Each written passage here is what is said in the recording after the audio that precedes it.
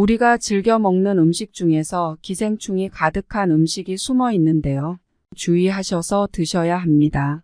아마 이 영상을 끝까지 보고 나신 후에는 이 음식을 피하게 되실 수도 있을 겁니다. 이 사실을 알고 나서는 앞으로 이 음식을 못 드시게 될 수도 있으니 알고 싶지 않다면 지금이라도 영상을 보지 않는 것을 추천드립니다. 기생충 감염은 옛날 일이라고 생각하기 쉽지만 요즘도 기생충 감염 질환이 빈번히 발생합니다. 질병관리본부 자료에 따르면 2018년 한 해 동안 기생충 감염증으로 공식 신고된 환자 수만 2,700명이 넘습니다. 주요 기생충 종류로는 다양합니다. 한림대 의대 기생충학교실 허성 교수는 임상에서 개회충과 고래회충이 흔히 발견된다고 말했습니다. 평소에 생으로 먹는 음식을 즐긴다면 기생충 감염에 주의할 필요가 있습니다. 개회충과 간흡충 등에 감염될 경우에 가벼운 몸살과 복통을 앓게 되며 심하면 백내장, 척수염, 내막염 등이 발생할 위험도 있습니다. 강에서 잡은 민물고기를 익히지 않고 회로 먹으면 간흡충에 감염되기 쉽습니다. 간흡충은 쓸개즙이 내려오는 통로인 담관에 기생하면서 여러 가지 병을 유발하는 기생충입니다. 상복부통증과 설사, 발열, 황달 등과 같은 증상이 나타나면 간흡충 감염을 의심할 필요가 있는데요. 이 기생충에 감염되면 담낭염, 담관염, 폐혈증 등을 유발하고 간흡충이 담도로 이동할 경우 담도 담낭암으로 발전할 위험도 있습니다. 담도암 발생 위험을 4.8배 높인다는 학계 보고도 있습니다. 간흡충은 간디스토마라고도 불리는데요. 간디스토마의 전국 평균 감염률은 2% 안팎이라고 알려져 있습니다. 강가 주변으로 가면 감염률은 더 높아지는데요. 2011년 충북 옥천 지역 주민들의 경우 간디스토마 감염률은 24.1%에 달하기도 했습니다. 새우렁이에 붙어 사는 간흡충은 새우렁이에서 민물고기로 옮겨간 뒤 회를 먹을 때 사람 몸으로 침투합니다. 사람 몸에 들어온 후에는 담관에 기생하는데요. 대변 검사나 혈액 검사를 통해 감염 여부를 확인할 수 있으며 프라지칸텔 성분 구충제로 치료할 수 있습니다. 그렇다면 소고기는 어떨까요? 돼지의 사육 환경이 개선되면서 돼지마저도 덜 익혀서 먹어도 될 정도가 되었는데 그러면 소고기도 안전하지 않을까요? 기생충 전문가 서민당국대 의대 교수는 소의 간만 조심하면 된다고 말합니다. 소에는 민촌충이란 기생충이 살기 쉽지만 이 기생충은 인체에 들어와도 특별한 문제를 일으키지 않는다고 합니다. 육회나 레어 스테이크를 먹어도 큰 문제가 없는 이유죠. 술안주나 반찬으로 생간을 즐겨 드신다면 기생충 감염에 주의해야 합니다. 생간을 먹은 뒤 발생하는 기생충 감염은 주로 개회충에 의한 감염입니다.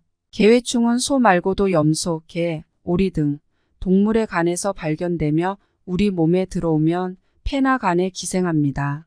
개회충에 감염될 경우 열이 나면서 몸살 증상이 생기고 개회충이 혈액을 통해 눈이나 뇌로 이동하면 눈이 침침해지거나 눈에 부유물이 생기고 장과 간에 염증이 생길 수도 있습니다. 심하면 백내장이나 척수염, 간질환, 뇌경색 등이 발생할 위험도 있습니다. 이 같은 증상이 나타나면 병원을 찾아 검사하고 치료받는 게 좋습니다. 약국에서 판매하는 일반 회충약을 복용해도 되지만 약을 한 번 먹는 것만으로는 조직 내 유충이 사멸되지 않을 수 있기 때문입니다. 증상에 따라서는 5일 이상 복용하거나 스테로이드를 함께 먹어야 할 수도 있기 때문에 병원을 방문해 정확한 검사를 받고 전문 의약품을 처방받는 것이 좋습니다. 최근 경기 이천시의 한 맥도날드 매장에서 판매 중인 햄버거의 생선살 패티에서 고래회충으로 의심되는 이물질이 나와 논란이 됐습니다. 구매자 A씨의 패티를 수거해 JTBC가 대학교 연구팀에 의뢰한 결과 복통을 유발한 물질은 패티 안에 고래회충인 것으로 추정됐습니다. A씨의 자녀는 햄버거를 먹은 후 복통을 호소했다고 합니다. 고래회충은 고래류 등 바다에 사는 포유류에 기생하는 회충으로 바다 생선을 통해 사람에게 옮겨집니다. 2cm에서 3cm 정도 길이의 고래회충 유충은 위장벽을 파고들어 통증을 유발합니다. 이것이 인체 안으로 들어오면 몇 시간 내로 구토와 급성복통, 위궤양 형성 등을 일으킵니다. 주로 연어, 홍돔, 명태, 고등어, 오징어, 광어 등을 날로 먹고 위장관 증상이 나타나는 경우에 고래회충을 의심해 볼 수 있습니다.